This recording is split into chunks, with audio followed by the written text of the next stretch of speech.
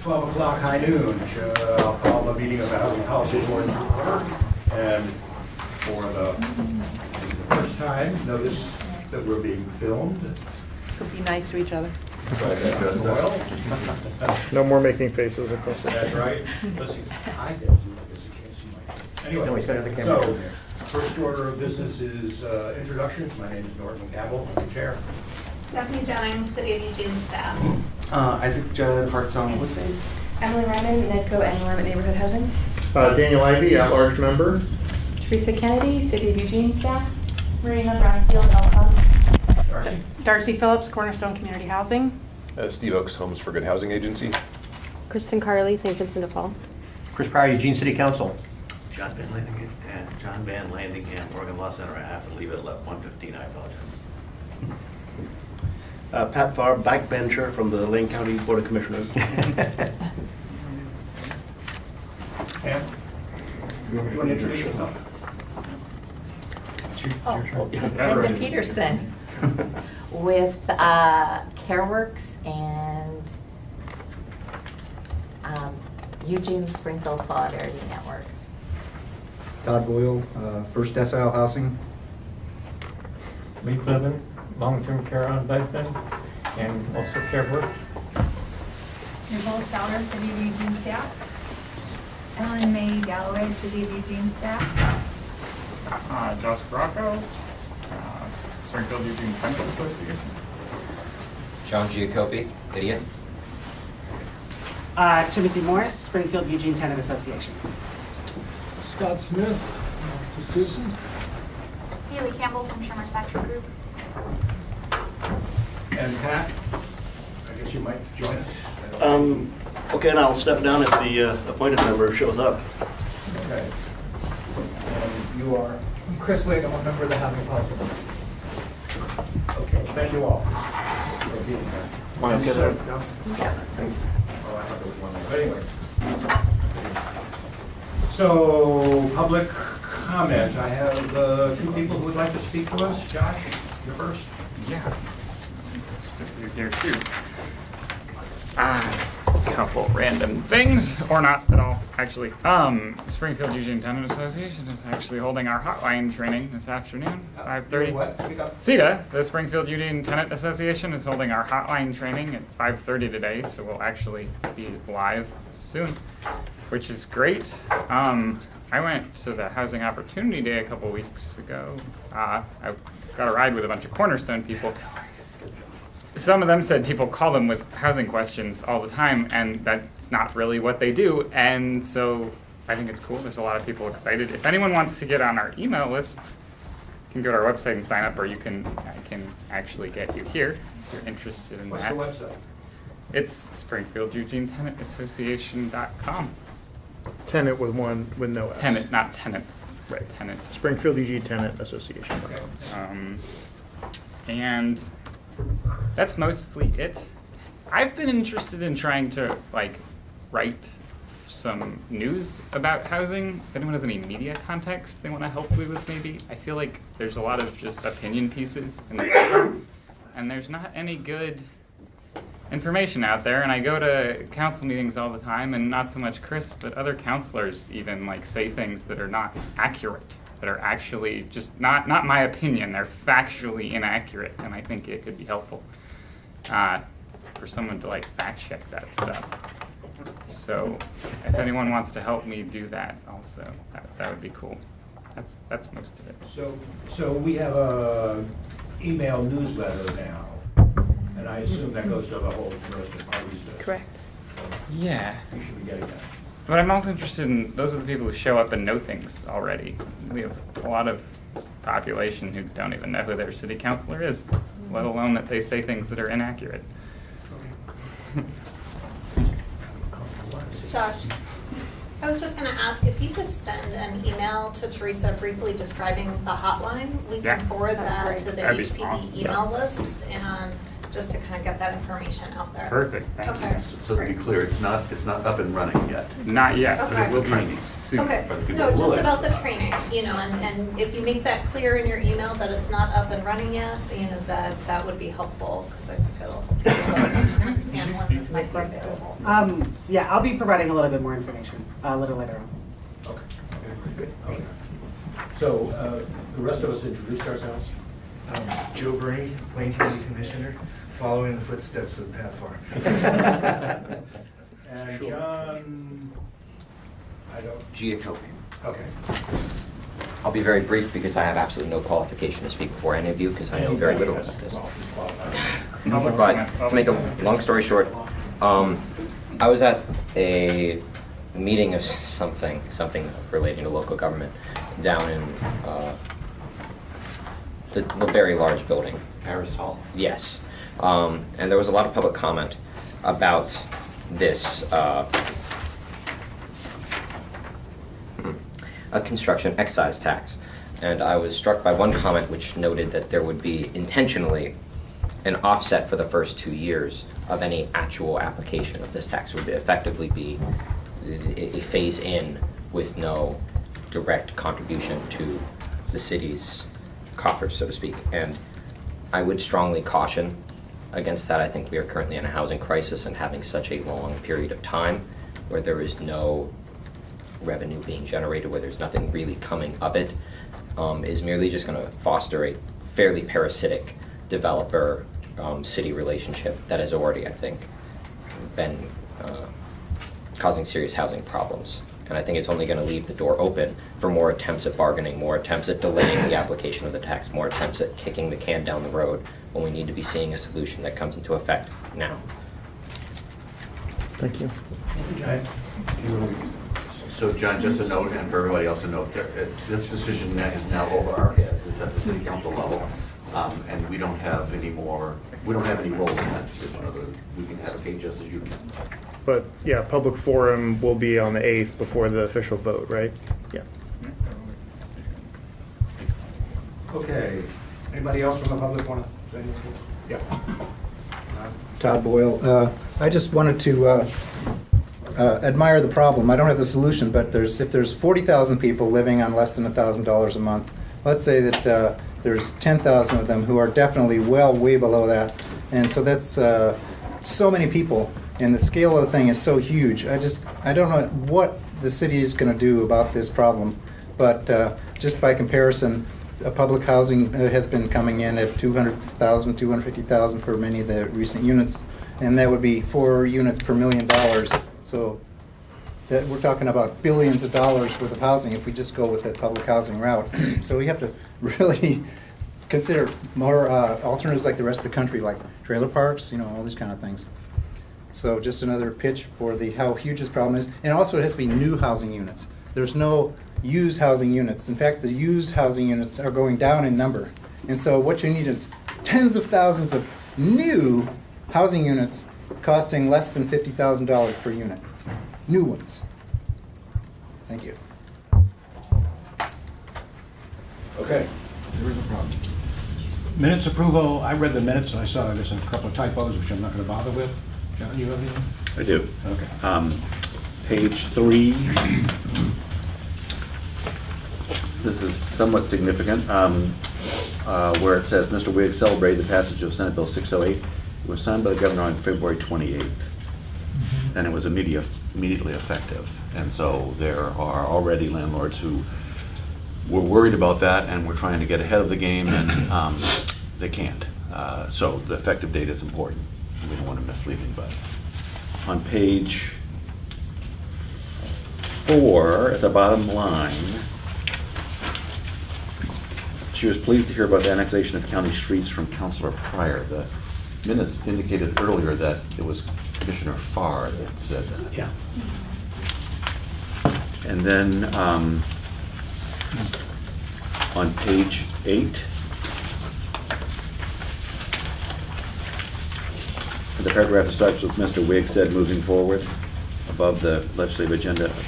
There's a reference to an outreach session with Grupo Latino. Yeah. That was the only one I have. Thank you, John. Anybody else? And we'll deem the minutes corrected as, approved as corrected. Very quick change, I'm just not listed as either present or absent, but I was here. Void. Yeah. We'll add that correction too. That was a test. Okay, items from Housing Policy Board members and staff. I guess I'll start. I think I talked earlier about having a vice chair for this meeting. I don't know whether we formally adopted that. I probably will not be here, what's this, April, next month. So I'd like to formalize that, and I've asked Isaac to do that, and he's agreed. Can we have a show of support for that? Isaac. Second. Okay. Anybody opposed? All in favor? That's unanimous. Thank you. That's all for me.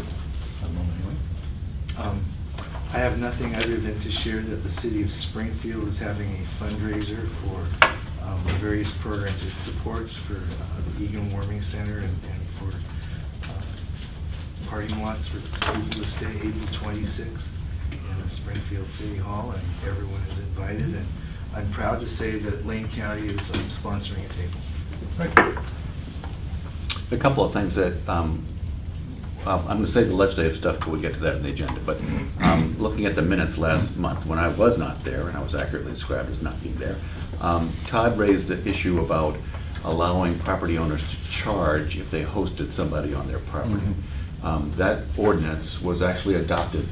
Did he leave? No, he just Commissioner Farr, as a city councilor, initiated that ordinance, and I participated in the discussions of creating it, and we were concerned, I would still be concerned, about some property owners taking advantage of people and charging them a bunch of money. And my best example of that is an appropriately named landlord named Sly Lynch from Junction City, who owned property in Glenwood and rented out sofas for $200 a month 20 years ago, when that was a lot of money. And so I don't really like the idea of allowing property owners to charge. The other thing I wanted to sort of do background is that Steve mentioned that HACSA has hired somebody as a tenant facilitator. And HACSA had, I'm sorry, I forgot the correct name. Homes for Good. The organization formerly known as HACSA had such a person in the early 80s, late 70s, funded by HUD, and it was a great thing, and the HUD money went away, and Homes for Good had to stop doing it. And I think that's it. Okay. Councilor Breyer? Probably most of what I could talk about will be under item 5, so I'll just wait until then. Okay. Kristen? I submitted the tax credit application for the River Road project last week, and the formal decision is June 7th. So Due when? I submitted it last week. The formal decision is June 7th. June 7th. Okay. Thanks. Steve? We have tonight at Springfield City Council, they're, I guess, making a recommendation on our Hayden Bridge Meadows proposal for home money of $750,000 to the consortium, I guess. So that's happening tonight, and then we have our first, it happened so fast, switching properties, our first neighborhood meeting is going to be Wednesday night at Hamlet Middle School, so if anybody wants to come and see the Homes for Good show. Well, congratulations to you. That is a huge feat, so fingers are crossed. Cornerstone Community Housing, we recently hired a new community relations director, and she is a rock star, and she's going to be really working with us on fundraising and looking for some grants and alternative ways to maybe do some of the work that we haven't been able to do on Delta Court. So that's what we're working on. Okay. Just a quick update. Since we last met, YIMBY Eugene-Springfield has launched a podcast. The idea behind the podcast is to spread as much knowledge as possible about local housing politics and policy. Josh Caracco was on episode 2 talking about the last city council public forum, and we'll be gathering some voices for the to hopefully lend some final opinion for the CET vote coming up this week. So John has agreed to be on the podcast this week, and we have Tiffany Edwards as well. So yeah. Great. And the website is under construction. How about the junior achievement thing you talked about last month? I've been in talks with Kevin Cronin about that, the guy who was here last time. We are, it's gonna kind of piggyback on the training that's gonna be tonight. So the idea is that once the hotline training gets up and running and we've got lots of people that sort of are more aware of the tenant rights and how they work, then we will be branching out and hopefully getting that, a similar training into high schools to prepare kids coming out of high school for tenant rights and things like that. So, yeah. John reminded me that I have not yet told this group about NEDCO's 40th anniversary celebration date, which is going to be September 18th. It will be breakfast again, so put that tentatively on your calendars and we'll get save the dates out here shortly. It's going to be a 40th anniversary celebration / a merger celebration. All right. Yeah, so it should be good. Have a name by then? We will have a name by then. We actually have a new name, but I am not allowed to say it publicly yet. But it is decided. And our new website is under development. It's all very exciting. Is it long or short? It is short. Good. It is very, very short. That was my one and only requirement for the name. Our Cottage Grove Land Trust project went to Planning Commission a week and a half ago. The appeals deadline is up Wednesday at 5 o'clock, so fingers crossed. We should be good to move toward closing if we don't hear anything by then. Nobody spoke in opposition. Several neighbors were there and spoke neutrally, so I thought that was kind of a win. I realized in reviewing the minutes that last month we had talked about doing a manufactured housing presentation of sorts. Which I was happy to see not on the agenda for today because I'd forgotten about it completely. But by next month, I hope that we will have our manufactured housing specialist on board, and that person could come with me and hear the presentation. So happy to do that next month as well. I believe St. Vinny's is also on board for that. It's also not time sensitive, so if there are more urgent things next month, we can bump it down. Okay, thank you. Nothing new to report. Congratulations on your recent appointment. Oh, thank you. That's a long run. If I may, Isaac said he had nothing to report, but I would like to share that he has been an absolute lightning rod, not just in the Eugene area of realtors, but the Springfield Board of Realtors, the Florence Board of Realtors, trying to move the concept of realtors embracing shelter for all as a theme for what they're doing. And Commissioner Buck and I were fortunate enough to sort of be involved in helping and coaching and conniving with him. So I just want this body to know that Isaac's in the trenches doing the work too. That's all. Great. Great. Thank you, Heather. Thank you. So I don't have any documents or any reports for you this month. I did want to introduce you to Timothy Morris. Timothy is I think he's the chair, but he's the lead organizer for the Springfield Eugene Tenant Association, and that he is putting together the hotline training tonight, which is going to be happening at 5:30 at the DPLC office. And that What is the DPLC? It is the Democratic Party of Lane County office, but it is not a partisan group. It's just that was where we had free office space to do the training, and that my hope is that at a future session when the hotline is either imminent to go live or when we're live, that we can make a report to this group about what that is and what it entails. And I wanted to make a quick shout out as well, just to Kevin Cronin and Joshua Caraco from the task team who've been really, really involved, along with folks from the Oregon Law Center, John Van Landingham, Lori Hauber, and Elliot, that have been doing great, guiding the way so that we know what we're doing. So thank you, everybody. That's been really, really good. Okay. Items from staff. Teresa, Ellen, why don't you guys go ahead? So April is Fair Housing Month, so that just started today. And tomorrow night at the library, Mayor Dennis is a guest reader for the Children's Pajama Storytime Hour. And so far this year, we've completed 5 fair housing trainings, and we have 1 more to go. We're in the early planning stages for affordable housing providers, and that will be held in May. And so far, we've had over 300 people either attend a training or connect with us through outreach events, and that's about double where we were last year this time.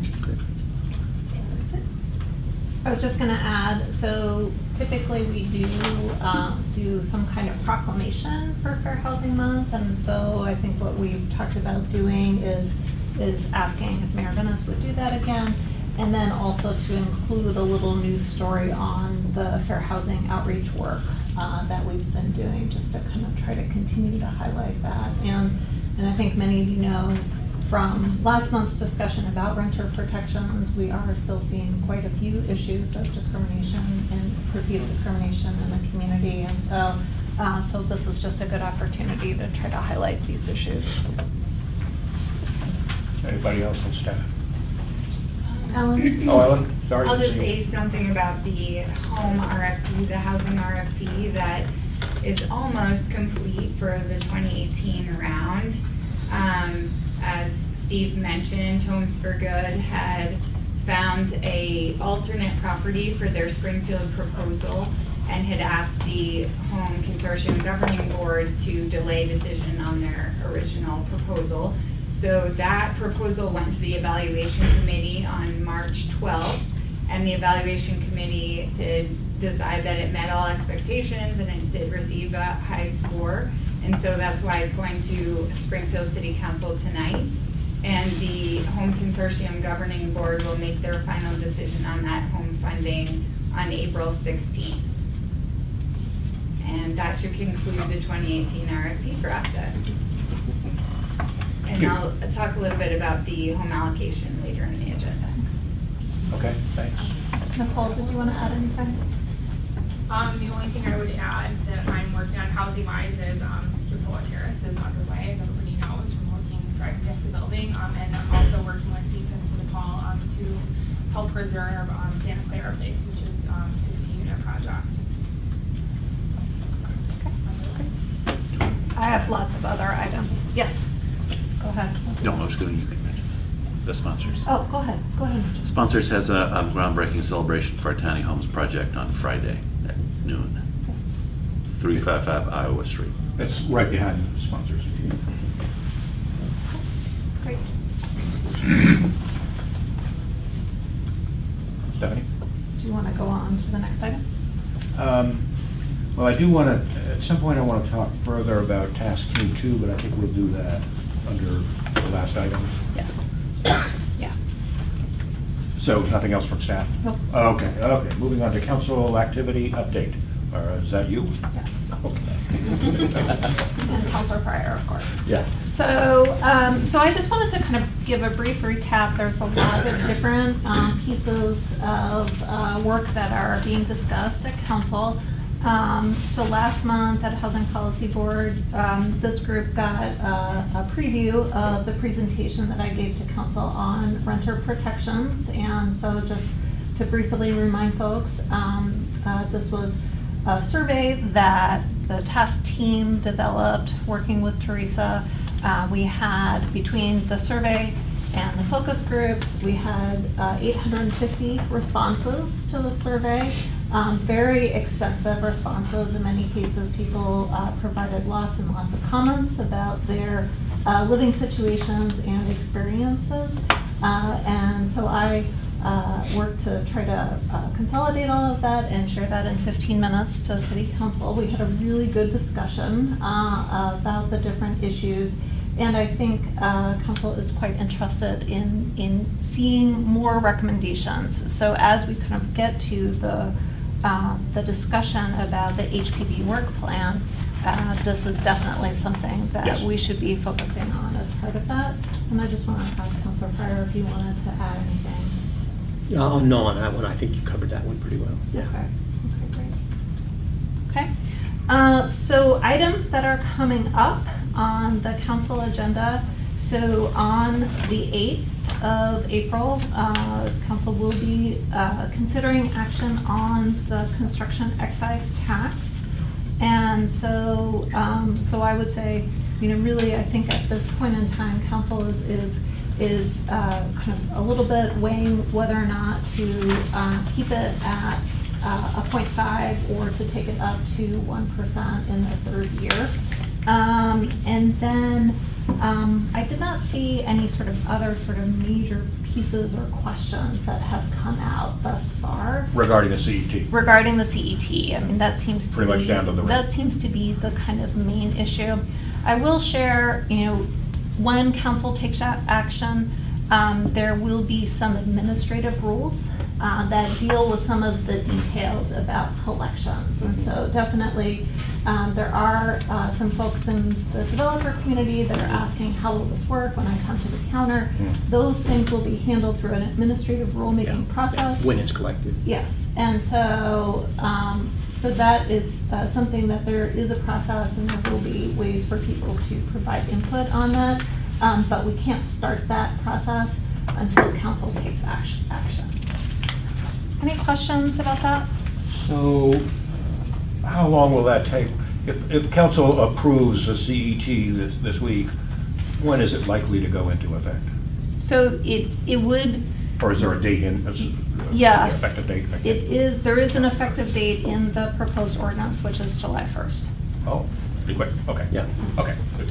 And I guess what I would add from the policy standpoint is with very few exceptions, 95% of what the proposal is we're talking about was developed through a collaborative process involving this group, the home builders, Better Housing Together, the affordable housing people, real estate folks, a lot of different groups came together. This is not something that every group likes 100%. But it's a group that everybody could more or less live with and agree with. And I'm particularly supportive of the collaborative process that got to this point. Rather than having a lot of people fighting, this was actually a lot of people saying, okay, it's not everything I wanted, but I can live with this. So I think for me, that's a very important aspect. With regard to some of the questions we had during the public comment period, on July 1st, it would start collecting money. So there would be money going into that account from builders. It would go in. The offset is simply in a system development charge. So they would get a break on a system development charge, which would be picked up by the city. The city would cover that break they're going to get on the system development charges just for the 2 years. So the housing fund would start growing. It would start building. In fact, the city would put another $500,000 every year into that housing trust fund. So that fund would start right away. So there wouldn't be a 2-year delay in that. And the offset was simply to soften the blow for builders as they ease themselves into it. The conversation about the 1% tax rate was an addition made by a specific counselor, which received support going into the public hearing so that we could at least test the waters with that 1%, whether it was effective, going to be useful, a desirable element. We can always take it back out again without having to have another public hearing, which is the reason why you have it there. And so that is really, I think, going to be the substance of the conversation on Monday night around the CET is whether or not we want to continue on going all the way to 1%. Is that really necessary and needed? And then, for the most part, that should be the primary conversation. I see enough votes to pass it. And so the Housing Trust Fund will be put in place. It will start collecting money. What's, I think, very important to everybody involved is that we do put the tool in place and that we have the tool. And I think that can happen on Monday night. We'll just be discussing what the rate should be and some of those relatively small details. But I'm very pleased at the process we went through to get here. As I said, not everybody loves it 100%, but it's something that a large part of the community can live with and can support. And I think that's a major, major accomplishment. Stephanie, I have a question for you. Money will start going in, money won't start going out for a while, which will give you all time, but you've got to figure out the allocation. Yes. You know, how we're going to allocate this. Yes. And that's not going to be easy, I don't think. But you've got 6 months probably or so to work on that. Yes. And just so that folks know, the administrative rulemaking would relate more to the collection side as opposed to the distribution side because That's a we staff do function. An advisory because we do committee. need to spend a little bit more time thinking about the uses of the dollars and how to allocate those. Josh, what do you think? The advisory committee, It's whatever more that is. Yeah, right. It'll take a while to work that There'll out. need to be a couple of advisory committees, one for the inflow and one for the outflow. Well, let's just leave it there for now. Yeah, okay, great. Moving on. So, yeah, Jeff. go ahead. I'm sorry. Oh, that's okay. So, on the one hand, congratulations. On the other hand, forgive my naivete. But I would imagine, I heard the comment, it's going to be really hard work for staff, and I just couldn't help but think in my head, it's harder not to have a home. So I'm very curious when the triggers will be to release funds, strategically how they will leverage other funds, and what your indices for measuring success are, so that others of us can emulate moving forward. Without that, we can't. Yep. Yeah. Well, and I don't know how all of this is going to play out as it relates to this, but what I would say is that we have a tremendous track record with using our federal dollars. And so when you look at the way that the city uses community development block grant and home dollars, we've really worked hard to have a clear, open process for folks to apply to resources, an open decision-making process. We do annual reporting on both what we're proposing to use the money for in terms of the buckets, and then we have an RFP process. And then we also do annual reporting on the results for the use of those dollars. And all of that information is on the city's website. And so, so part of this is, we actually will be going through our next consolidated planning process.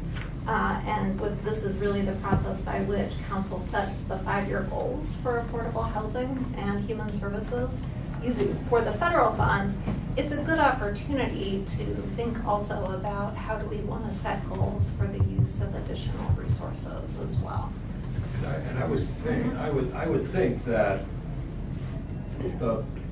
to the extent how much we are able to leverage this and how many units result from it are going to be important indices. That's what you're looking for. Yeah, and if I may, I'm sorry, I don't mean to. Again, forgive me, because I come at this from an entirely different perspective. And that sounded very bureaucratic. Not in a bad way, but when I mentioned leverage, there's a gentleman on your right that represents the private sector, and I didn't hear any leveraging of private financing or private building to exponentially increase perhaps the number of units than pure public dollars. That's all. Well, and so for the typical project, and the developers in the room can speak to this, typically we're leveraging about 80% of the project funding from other sources. Are any of them private? Some of them are private. Yeah, bank financing. Yes, Great. yes. I'm done. I And so- apologize. No, in fact, I think you're making an extremely important point that's relevant to a CET. The purpose of a CET is to create money that's not intended to itself build a lot of affordable housing, but it's intended to be, say, first dollar in, then that's how you leverage a lot of that money. In Bend, which is the example I'm familiar with, their leveraging was about 1 to 19. Can't beat that. So for every 1 million they had in their construction excise tax fund, they leveraged it $19 million, 19 and a half, I think it was. So I think if you use that as a model going forward, it demonstrates that it's not necessarily that you build a huge construction fund, it's that you're smart. This gets back to your point, you're smart about how you leverage it. And I think that's going to be the process we'll develop, is how to maximize the ability to leverage that money. I also want to add, just for the record, that I think we want to be careful about the commitment that we make to leverage, because the ability to reach numbers like 19 to 1 is oftentimes assuming that you're using 9% tax credits, or that you're doing something that is more market rate, and so therefore can get private financing. And some of what we've talked about using the CET for is also types of development and types of units that are left out of those traditional funding methodologies. And so there may be some projects for which we are purposefully not requiring a lot of leverage. And that can sometimes accomplish the best mission-driven work. So I just... The deeper subsidy. Exactly. I just want us to be... The level rents. But that would be part of SMART, so that's good. Yeah. The other thing to keep in mind, Joe, is that the ordinance, if they adopt it, requires a 2-year check-in with the council, and I'm sure some of that check-in will be impacts on the private sector. Yeah. But good question. So additional, did you have a question too? I'm sorry. No, I was just trying to get North's attention for Joe. Oh, okay, got I saw it. So moving on the 17th of April, there's a work session on inclusionary zoning. This is a topic that we have talked about multiple times at Housing Policy Board, and this work session has kind of bounced around a little bit because there's a lot of things that are the council's trying to manage on the calendar. There is a letter from Housing Policy Board with Housing Policy Board's recommendation related to IZ, and there'll be a discussion at council. So as a fun note for you and for Councilor Pryor, the city of McMinnville introduced a bill which had a hearing last week to change the IZ. Is that the state level, you mean, or city ordinance? No, they want to change the state, remember the state Yeah, statute says the right. city can adopt an IZ, but it's Yeah. got to be ABC. Right, right. And nobody really can make that work except for Portland. The specific thing they wanted to get at was the 20 unit. Oh, yeah, okay. And some other things. It's not going anywhere. Remind me, in our recommendation, did we say no IZ period, or did we just say no mandatory IZ? No mandatory. The mandatory was the I think key. the voluntary, well, I mean, it's not. Voluntary IZ is, the CET can be used for voluntary IZ, which is kind of what we already do. So, and I think just to kind of elaborate on that a little bit, all of the programs that we offer are available to public, private, and nonprofit developers. And so essentially, and no one is required to apply for any of these resources. They are all doing it voluntarily. As we've had the conversations, the housing tools and strategies conversation, there definitely has been a discussion about how can you support lower cost housing units that are perhaps in more of the 60% AMI to 120% of AMI range, which is something that a private developer is more likely to participate in on the higher end. We're going to continue to explore those options and think about ways to create resources that hopefully will also attract some private activity in this area as well. Yeah. I remember there being some discussion of concern about that, though, even the voluntary IZ level, because if we did it, then we have to dedicate a pretty good chunk of our CET resources into the incentives required. No. Am I not remembering that correctly? That's only the mandatory part.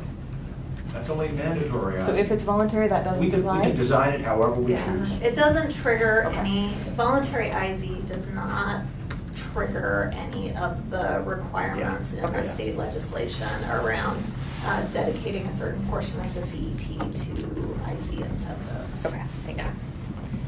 It's like dominoes, they're all connected. Any other questions on IZ? No? Okay, so moving on, beyond that, there is a work session on May 13th. That's a joint meeting with the county commissioners on the homeless services systems analysis report implementation. And that's a very long name, but the piece of that relates to the work of the Housing Policy Board is the permanent supportive housing and the recommendation for permanent supportive housing. And so I'm part of a staff team working with the county on the 350 unit. I think some other folks have been tagged to participate in some of this work as well. So there'll be more discussion with providers and around how we can get to implementation. So this is what's coming out of the TAC report? Yes, Correct. this is the tech Correct. report. Yeah, this is a follow-up to the TAC report. And some of you know Peter Chabon. He's working in the city manager's office and doing some work on the implementation on a temporary basis. Other items that I just Can I just wanted- mention quickly around this, because I was going to bring it up. It's also relevant to what was talked about during the public comment is 9 of the 10 recommendations in the TAC report had to do with the homelessness as it relates to housing. Keeping people in housing, rehousing people, providing supportive housing, all of the things that you could try to do to keep people in homes so they don't become homeless in the first place. The one recommendation to build a shelter, TAC acknowledged you can't shelter your way out of our homeless problem. What you really have to do is keep people in their homes, get them back in their homes, provide homes. And so that's really, I think, looking at the problem from the housing side more than just from the shelter side, which is, I think, the smart way to do it. It's an incredibly heavy lift. It will require time and money, which is what the county and the city are going to have a very serious conversation around, is if we want to really take a sincere stab at this issue, it's going to take some money and it's going to take some time. And are we prepared to commit those two things to it? Mr. Chair, can I just add the multi-jurisdictional steering committee begins its work today at 4 o'clock. Yeah. Other items on the council agenda on May 20th, there will be a work session on the clear and objective housing approval criteria. Planning staff are the lead on that work session. And I think those are all of the housing related items at this point in time. So did I miss a follow-up meeting to talk about renter protections? So we don't have a work session scheduled on renter protections, a follow-up on renter protections at this point in time. But I assume it will be scheduled? I mean, it seemed like the councilors were calling for another round. We do want to have another work session. I think we were waiting to kind of see how things shake out in the legislature for the session and kind of some of the other information, some of the stuff Chris is working on, but we will have it, yeah. And I think we'll talk about that on the last agenda item. I mean, and I think part of it is really just, what is it that we want to accomplish between these work sessions? Are we trying to bring back specific recommendations? Is it an opportunity for council to further clarify their direction? So these are just some questions that I'll have to work with the internal leadership and But we will do. council on that. So I don't expect to see anything out of the legislature that will change that dynamic right now. You have What it all I- done. Yes. Yeah. 608 is done. 608 was it. But what you will see that's important for you to wait for, I think, is the Court of Appeals decision in which the landlord group sued the city of Portland over its ordinance, saying that if a landlord uses a no-cause notice or raises rent over 10%, landlord has to pay a relocation fee. And so that was appealed as preempted by current law. Lost at the trial level. I mean, the opponents lost at the trial level. It's already been argued in the Court of Appeals. So that will Great. influence. And meanwhile, Portland is moving on with other ordinances, including regulating security deposits and screening. Yeah. All right. Okay, is that it for you? Yes.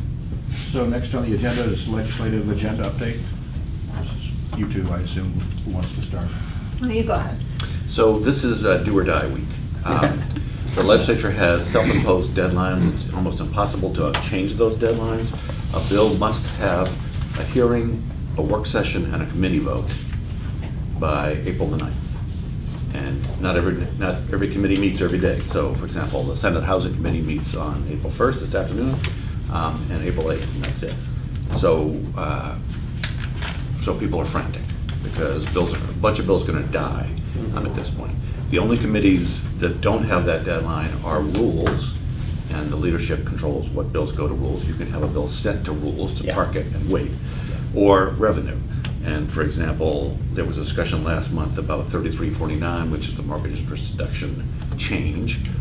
It passed out of the House Housing Committee on pretty much a party line vote, although you might also say a realtor line vote. Because there were two realtors who voted no. But so it did pass out of committee, but it goes to revenue. And so it doesn't have a deadline in revenue, and revenue will figure out whether the votes are there to move it. Other bills, but the rest of the stuff really is mostly about money. And that's not going to get decided until the legislature figures out how much money they have. So they'll be waiting for a revenue forecast in May, and also trying to figure out whether there are other ways to raise money. So some of the legislators are trying to look at ways that you can get more money out of business. And there are a lot of disagreements about that. So that's mostly the stuff that we might still be interested in.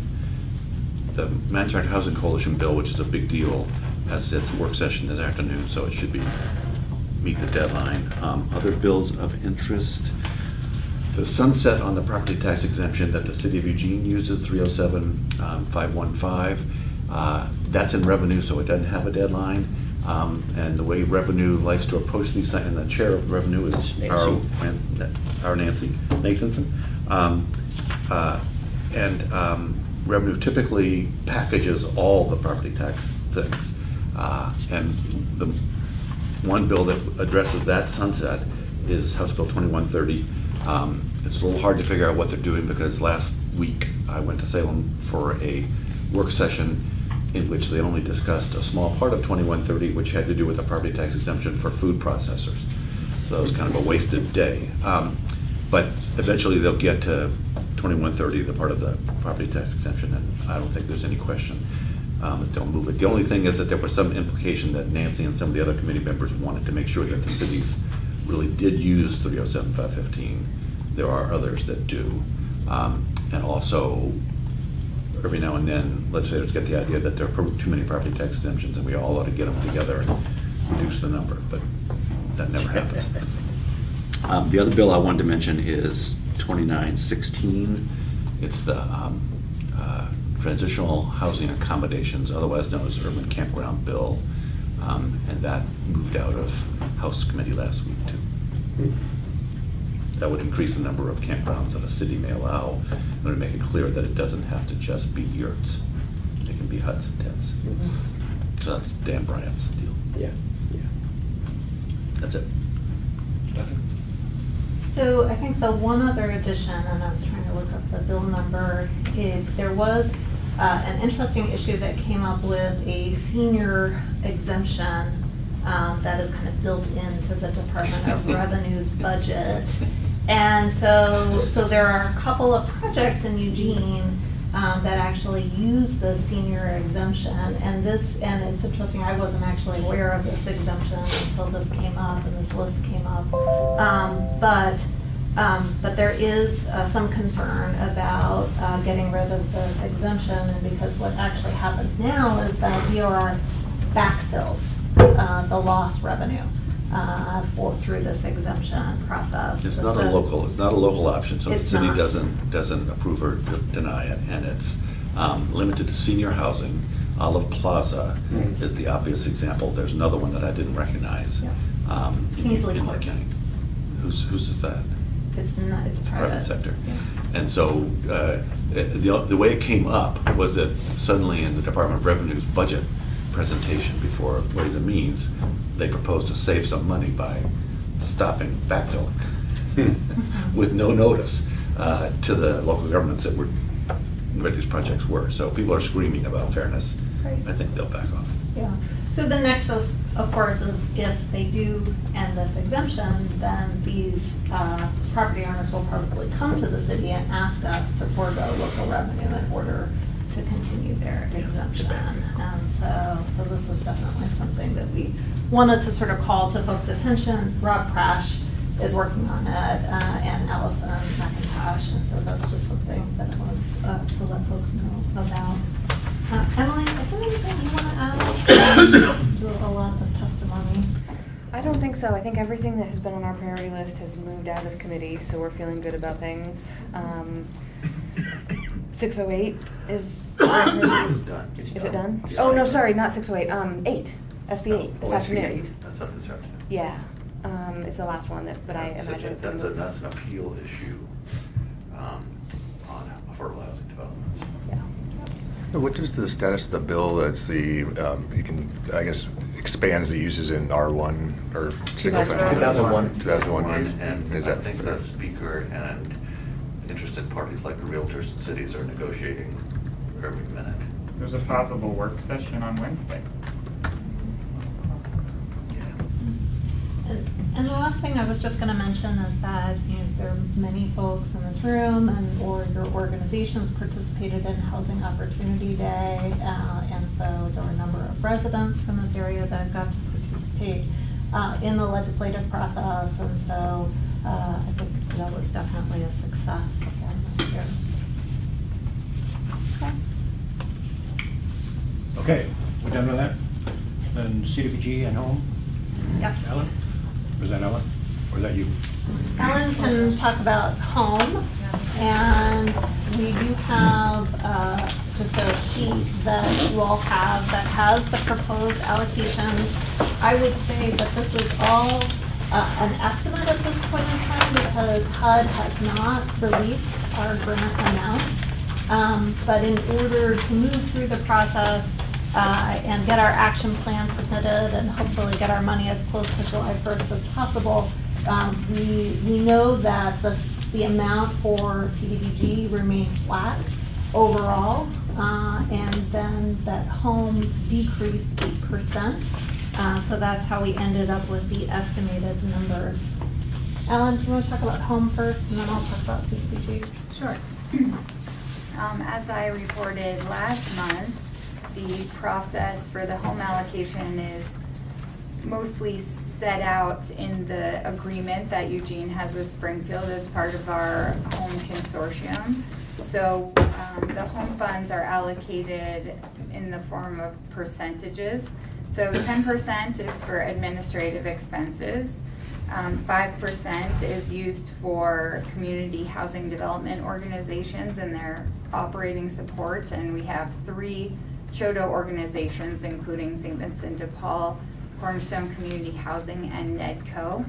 And then the rest, the other remaining 85%, goes towards housing projects or housing development. So that is what is allocated through the request for proposals process each year. In addition, we get program income each year that we can then use in the subsequent year. And so, so that is included in here. The estimate is just over $300,000 that we are currently earning in Eugene and Springfield, and that will be 10% would be used for administrative expenses, and the remaining 90% would go towards housing projects in the same jurisdiction as the program income was earned.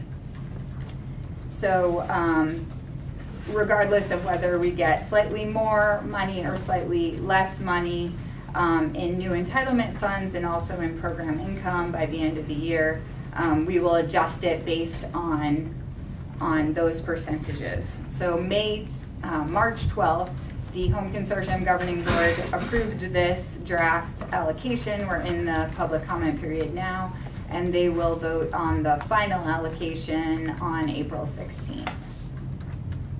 Thank you. Any questions about the home allocation process? Okay.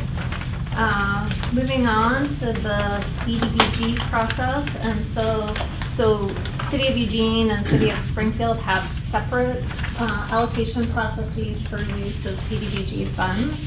So I'll just be covering Eugene's allocation process. So for this year, we are estimating that we'll receive about $1.4 million in new funds. And then the city has 2 revolving loan funds. One is a business development fund, and then the other is our housing rehabilitation loan fund. So we'll get an estimated $550,000 for the business development fund and $250,000 for the housing rehabilitation fund. The proposed uses that we'll be talking about with the CDBG Advisory Committee tomorrow night are outlined on the bottom half. And so you can see $50,000 for land acquisition for affordable housing. This is really, we have money that was previously allocated for a site. This is really just a little bit of additional resources to help with some of the due diligence and environmental review processes. And we're continuing to look for a site at this point in time. The second item is to rehabilitate existing housing. We've had some very large projects. So of course, Yapoa Terrace is the largest loan that we've ever made at $1.5 million. But there have been other large projects that have really depleted the housing rehabilitation fund. And so, we'd like to allocate some more money so that we can continue to work with nonprofit organizations that are trying to preserve their affordable housing portfolios. For human service operations, so typically for a very long time, the city has provided $350,000 to the Human Services Commission for human service operations. CDBG has a limitation that you can only use 15% of your new money plus 15% of your program income. And so because our overall resource has declined a little bit, our program income is down a bit from in the BDF from previous years, where we could only do $330,000 in human service operations this year. Human service capital facilities, we did an RFP a couple years ago and we're working through those projects. One of the projects, McKay Lodge, looks like it's going to need some additional resources to really bring that project to completion. And then the business development fund, you're just reallocating the program income back to the business development fund. It is a revolving fund, so you have to reallocate that. And that's been the process for years. Yes, yes. Occasionally, additional money has been added, but for the most part, it has been just revolving that money and continuing to use it. And then microenterprise training. So NEDCO is the subrecipient for that program, and that is offered to low-income persons, and then the dollars for administration. Any questions? So the timing to take both of these to council is a little bit uncertain because HUD used to allow us to go to council with an estimate, but now now we have to have the actual numbers. And so we can go through the sort of public process, get comments, but we can't actually take it to council until we have the actual numbers, and HUD hasn't told us when they're going to tell us. So we're hoping to take it in early to mid-May. And I will just say, tomorrow night is the public hearing, so if any of the proposed allocations are important to you, you can also provide written comment. We have a 30-day public comment period that's open right now. I'd encourage you to take advantage of those opportunities. Thank you. Okay, last item on the agenda. So, work plan review and development. We're bringing this up because we haven't had a get-together for a long time to think about the future. And I've been sort of delaying because I think you and the mayor have sort of got to think about what they want to happen with the Housing Policy Board. But that doesn't seem to be happening, and so I thought maybe it might not be a bad idea for us to have some discussion and maybe give our elected officials some guidance. And if we actually have a work planning meeting, I would like to invite the mayor to participate. That was very successful when we did this. We were upstairs in the library about 3 years ago, and that's when we created 3 task teams and gave ourselves some jobs, which I think City Council anyway appreciated. Sorry, don't think you all were involved. I don't think I was there then. You certainly. Maybe now we'll have a receptive audience. What? Maybe now we'll have a receptive audience. Right. Yeah. No, the task teams have been very good. Yeah, I feel pleased with what we accomplished. I mean, Task Team 1, came up with the CET recommendations that you all are working on now. Task Team 2 did some work which got taken over by the Housing Tools and Strategies. Housing Tools and Strategies, but so that sort of helped That's inform progress. that. And of course, Task Team 3 is still in its youth or whatever. And there's more to be done there, and I'd like to talk about that. So I think it might be useful for us to have a get-together, not a whole afternoon or anything like that, but maybe an hour or two at some meeting, invite the mayor, and we should put some structure into this ahead of time. But think about some of the things that we might do, which might be helpful to the 2 jurisdictions. Maybe we should get some staff from the county, to help inform that. And come up with some ideas so that we can figure out how we're going to operate in the future. And, this may probably does involve opening up the Intergovernmental Agreement, which is what created us. And if that's necessary, then we can suggest doing that. We're just a structure that suggests, of course. We don't tell anybody to do anything. That seemed like a decent idea. one point that I want to make that's been brought up here before is that I think that it's currently an equity and access issue that we don't have any renters on the housing policy board. So I think, again, that's the structure of. Exactly, yeah, and I think that would be a good forum to bring up how to. But thank you for emphasizing That's that. exactly the right thing to do. Right. I think, you know, got enough. And I think it means leadership as well. You know, John and I have chaired this for the last 20 or 30 years. And as Gusky would say, that's, you know, too long. That's right. Well, I'm fine with having a planning session. I think that was productive when we did it a couple of years ago.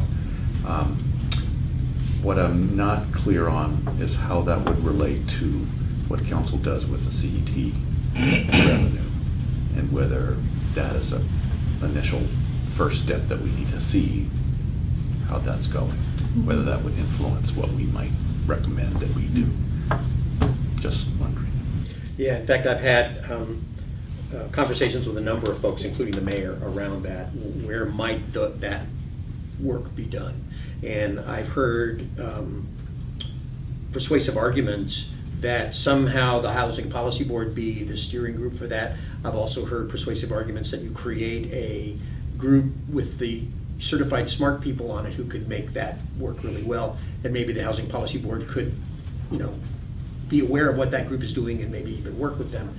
So I think that's still in limbo. It's still up in the air. The Housing Policy Board would be probably involved in some form, but whether it's the group or whether it is aware and supports the group that does it, I don't think has been decided yet. I think that's still to be up in the air.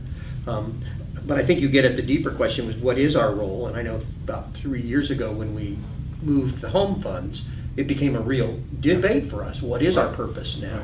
And I'm extremely gratified to see that the kind of idea that we would be a research, a recommendation, and an advocacy body, I think has really played out.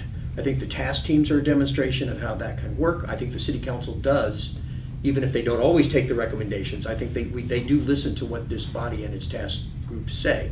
So if we are good at the research work we do, in other words, if we sound authoritative and we know what we're talking about, I think that helps. And I think if we make good, sound recommendations to the council, I think they will listen to them, and I think that does have some bearing. But I think this group should also recognize its role to be an advocacy group, because there's a lot of issues that require a position, one way or the other. And I think this body can do that, of course, within the boundaries of what the city's policy is.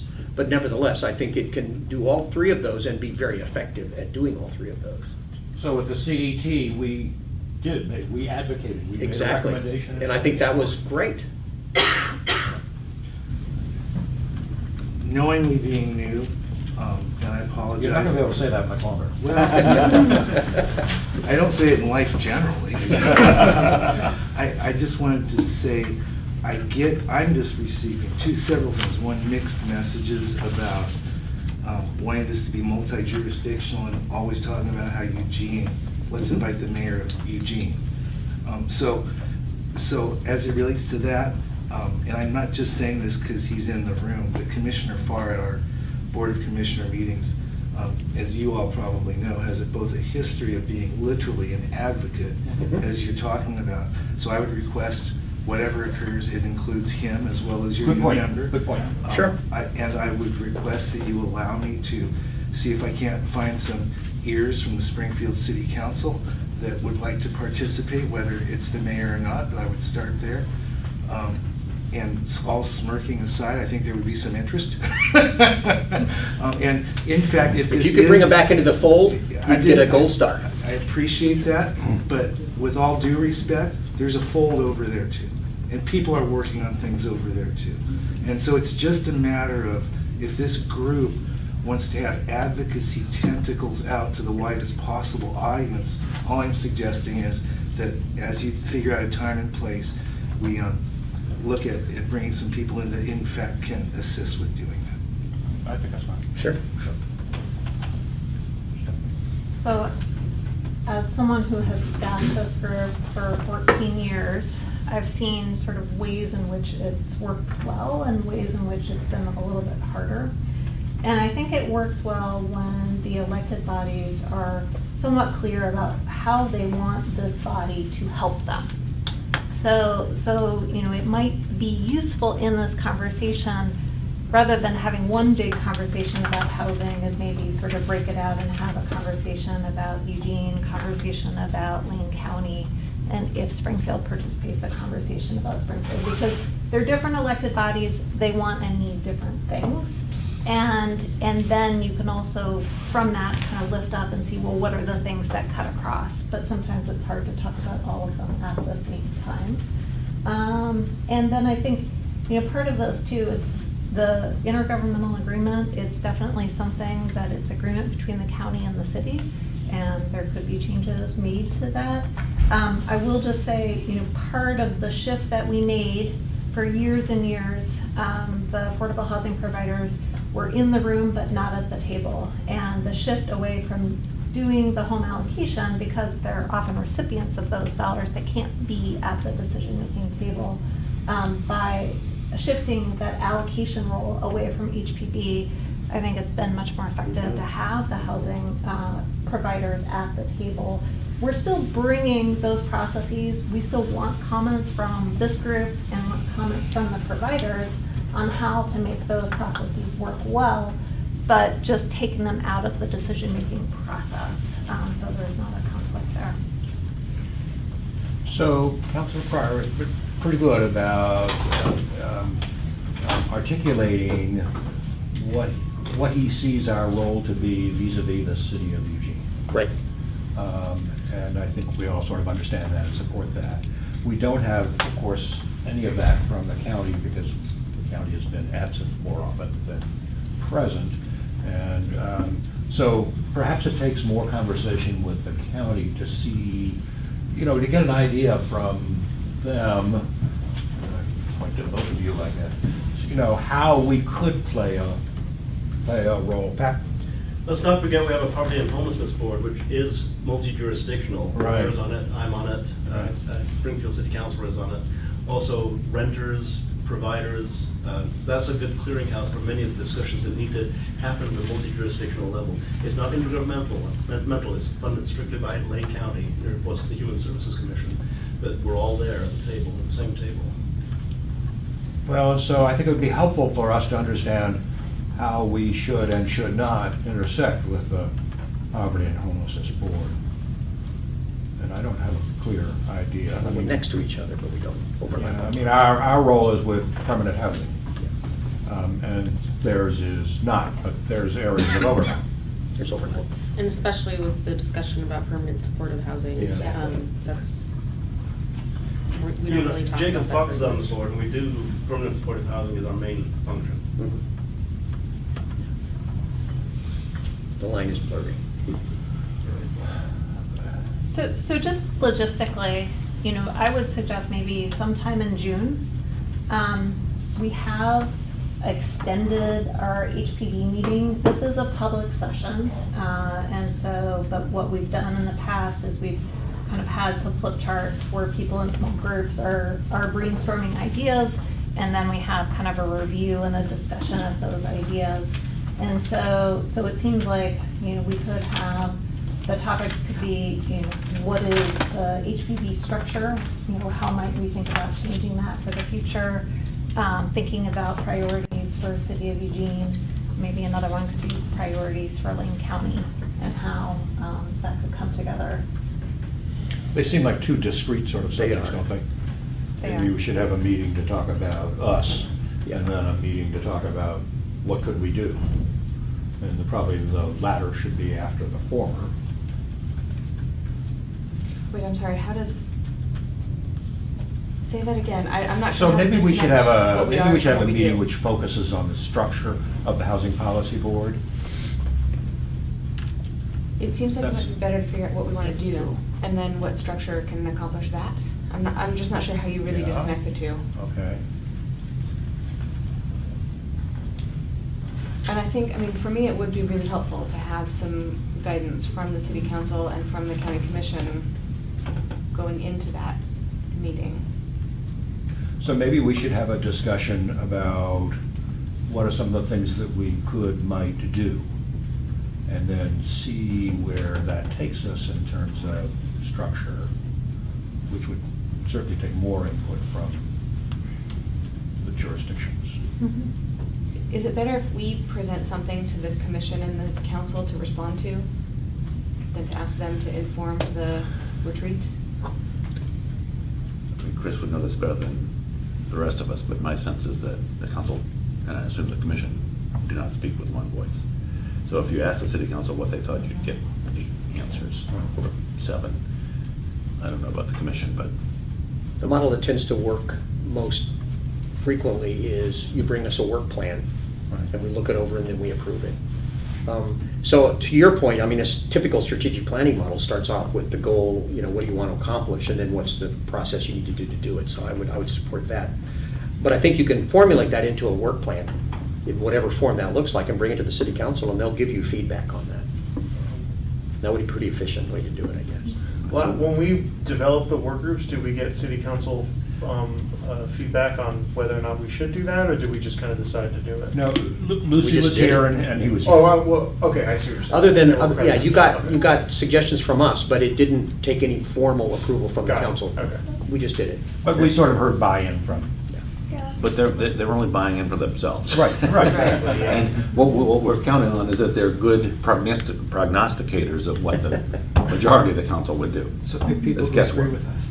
So pick people who agree with us. Those two do. There we go. And it worked for the most part. So why don't we have a get-together and talk about some tasks, some issues that we could tackle? And not think right away about how to do that, but what are some things that we might be interested in doing? Yeah. And then afterward, think about what structure that takes. That's okay with me. Sure. So, how do folks feel about taking the June meeting and just extending that a bit, maybe having a 2-hour meeting? What date is it? Monday in June. June 3rd. There? You've got that written for you. June 3rd, I will be out of town. How about the week of June 3rd? We could move the Housing Policy Board to later in that week. I know Tuesdays is one the commission. Tuesday and these days Wednesday mornings also. Okay, so maybe Thursday or Friday. Those would work, yeah. Okay, and that would be instead of having a Housing Policy Board meeting, a regular Housing Policy Board meeting. Okay, great. So we'll send out an email just to make sure the dates work, and we're talking 2.5 hours. We'll figure out the time, we'll get a space. And it may well be that we could have a business meeting that lasts only 15 minutes. Yes. Just if there's something that has to be done. And I guess what I would say, I'll work with you on the agenda, and I'm wondering, is there, maybe 1 or 2 other folks that want to volunteer to help formulate the agenda? Or if folks have ideas, they could also just send them to me. Stephanie, just a quick note, that Friday is Housing Stability Council until 1 o'clock, so Okay. Wednesday might be. Or Thursday, yeah. Okay, so we'll look for Wednesday afternoon or Thursday. Okay. Great. Yeah, I'll join you. Okay, great. So, please. Yeah. Cool. And I That'd be think, great. I mean, it makes sense if we're having 2 elected officials from Eugene. Right. We'll invite Pat, too. 2 elected officials from the county, that makes sense Right. to me. But if you are persuasive and can get someone from the Springfield Council to come, then we'd be delighted. Yeah, delighted to reschedule for that person. Yeah. Sean's very familiar with what we're doing, so he might be a good person to approach. So I'd like to talk about Task Team 3. Before you do that, could I say something else about the makeup of the HPP, which is sort of one of the things I think people are hinting at.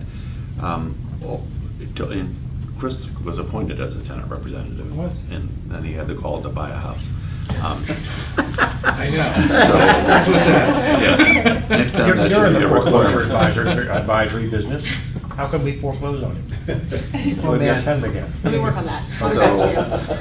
So over the years, we've had we've had a lot of low-income people on that. Yeah, Morgan was our low income. Morgan was. Oh, gosh. Peggy So a lot of different people over the years, in the 30 years that we've been doing this, it's hard to find a way to get people who are working regular jobs to be able to do this, or especially low-income jobs, to be able to do this, but can certainly improve. Should We should continue try. to be a goal. Yeah. And a renter doesn't have to be low income, those could be two different goals.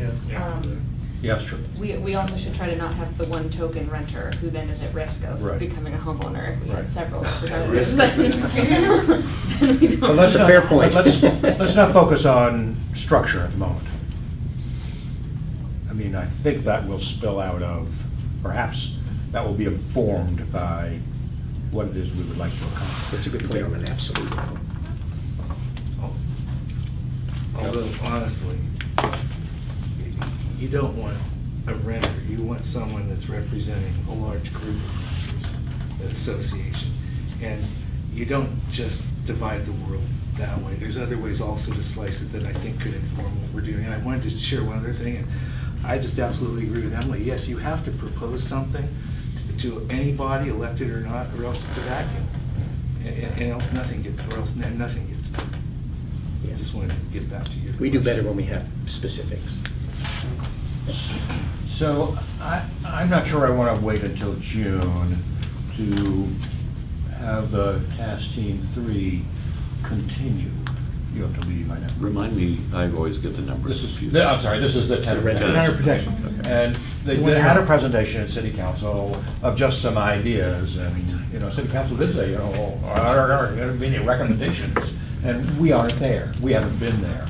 And I don't think that task team 3, as it's presently structured, is really the body to make some recommendations to council. I think it needs to be a bigger, better, more informed body, with some landlord representation, perhaps with the chamber, something like that. And so I think another step is to create some entity that what their work can be moved to start thinking about recommendations. That can wait until June, because that's one of our tasks, will undoubtedly be one of our tasks. Should we wait until then, or should we try to move that a little quicker? I suppose that we're not going to do anything until Salem lawsuit, and perhaps more important happens, and there's not. Well, if we were to make a recommendation to council right now, the first question from Mike Clark would be, tell me who you've talked to.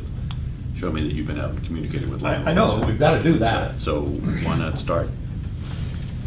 So let me make a suggestion, perhaps. Maybe task team 3 hasn't even met since we completed the survey. Right. And so it feels like there should be an opportunity for that group to meet, talk about the results of the survey, debrief on the council work session, and maybe help to kind of formulate what some potential next steps might be that could be discussed at the retreat, I think that's fine. our work plan session. Right.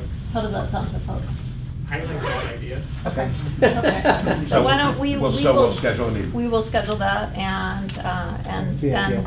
we Yeah. can have some more Inclusion takes time. discussion. Yes. Okay, great. All right. Thank All right, thank you. Anything else? Can I just offer one idea about a work plan or doing the task team with the renter protection was very informative to me in a lot of ways. And that one of the ways was the sheer number of people who had never been asked before to participate, or never been asked for their ideas or asked about their experience. The number of responses to the survey? Number of responses to the I was survey. overwhelmed. How many people were willing to come to the sessions, and how many Right. people didn't come, Right. but reached out to me about Right, it. right. And that, noon on a Monday on the 3rd floor of the Atrium Building is kind of not the greatest, most public way to involve people in the discussion. And, so I, using that, have, reached out about the CET and other issues, I just asked people in line at the coffee shop. If it wasn't for that, I wouldn't have known how, irritated the rank and file taxpayer is about the idea that the city is proposing to pay businesses taxes for 2 years with the CET. I would have never known that, because for us, that makes sense. It's lowering a barrier and getting the business community on board, but your rank and file taxpayer sees that as a bailout. I would not have known that. And so, for example, I would just like, when we're thinking about how we're gonna, finagle this or how we're gonna structure it, to include more opportunities for public education, information, and participation. I think that whether that's through it doesn't have to be the whole board, whether it's through a task team, whether it's supporting the elected officials doing town halls. I don't know how to do that yet, but I think that that's one thing that literally no one else is doing. And it's a way that we could build, the brand and the credibility of the Housing Policy Board. So I just want to put that out there. Maybe I'll know, I went to 3 out of the 4 listening sessions that they did. And I was impressed. I was overwhelmed that people would take the time to come out and pay some attention to these. Of course, these are issues that are near and dear to their hearts. But nonetheless, you're right, they would never come here. But going out there, then we could hear those voices. And I think that should be part of how we try to operate when we're developing ideas about things to work on. If we could demonstrate that at the committee level, it's an ongoing conversation at the council, because right now, not to be disingenuous, but there's the basic same 200 people you see every time. Right. And how do you get the rest of the community to be engaged? Right. And so the notion of coming up with a engagement process where you can have the larger community be aware and knowledgeable and participate, I think is a huge, huge thing to do. And if we could start maybe at a committee level where it's a more manageable size, I think that might be exactly the way to demonstrate. So did that resonate with council? I didn't quite hear that in their responses. All that outreach that they did? It did with myself, Emily Semple, who's also big on engagement. I think there's a couple of other counselors who are. There's some counselors who are kind of hot and cold on the notion of engagement, as long as you're saying what I want you to say. But the notion of pure engagement, where you hear everything, I think there's a number of counselors who would be very supportive of that idea. Okay, so we're hearing you. So just to kind of connect the dots, so next year is the year that we need to do our consolidated plan, which is a required planning process in order to receive the CDBG and home funds. And as part of that, HUD asks us to do very broad outreach to the community. And the focus is human services, affordable housing, and economic prosperity. And so there are we'll have some extra resources next year because we actually hire a planner to help us with that for the year. And in the last process, we did 30 consultations, probably a couple different surveys. We did public outreach. So this is, the way in which we've handled this is that we've kind of done this intense outreach every 5 years. And then on specific issues, done outreach as policy proposals are coming forward. I think if we want to sort of think about the overall structure of how that works, if we want to make changes to that, we also have to kind of think about how do we have the capacity to maintain a very high level It's a of resource constant issue. outreach, which we don't have the ability to do at this point in time. Can I toss one thing out there that might be better for the discussion in that meeting? But I think that the time that we're going to get the most honest and current feedback to what tenants are experiencing is at the time of application.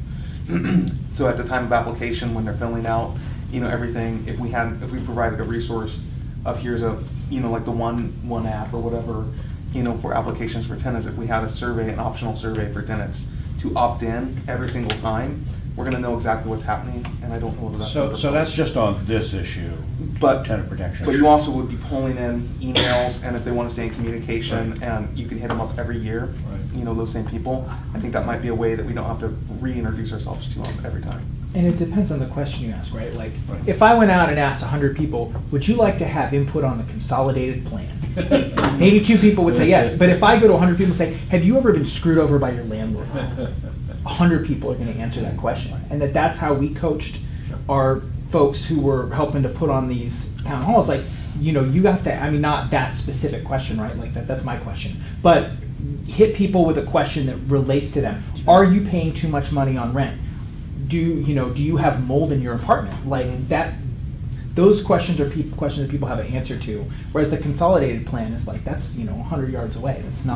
That's not right here. It's not here. But Just there's so a you know, mo- but there's- we don't structure it. I as know. How would you like to influence the But there's consolidated plan? but there's a model there for Yes. outreach, is what she said. Well, it's a process, it's an ongoing process that we Right. do every 5 years. Mhm. So this is the cycle that we're in, and it is a very significant effort to do this work. Yeah. And so I'm just trying to figure out if we're already doing it, how can we leverage it to help us get the information that we need for a variety of purposes? It's the notion of engagement versus communication. And we do that in Yeah. 2020, so thinking about it now makes sense, because that way we'll have thought about it when it's time to do it, right? Right, it has to be done, the whole process has to be done by May 2020. So it actually has to start later this year. So as you, I let you don't raise your hand. So as you're, I would just like to suggest, as you're doing that, it sounds like to be eligible for resources, you need to engage tenants and get input. I would suggest we also not look at tenant engagement, but look at tenant mobilization.